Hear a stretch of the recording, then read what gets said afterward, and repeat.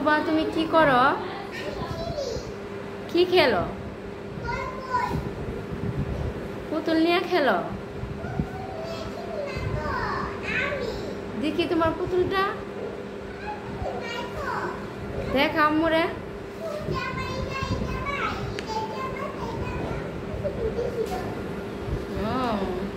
এটি কি? এটি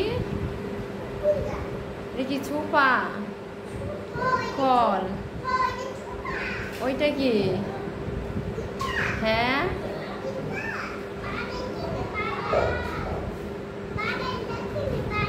ঝুড়ি। ওইটা কি চোলা?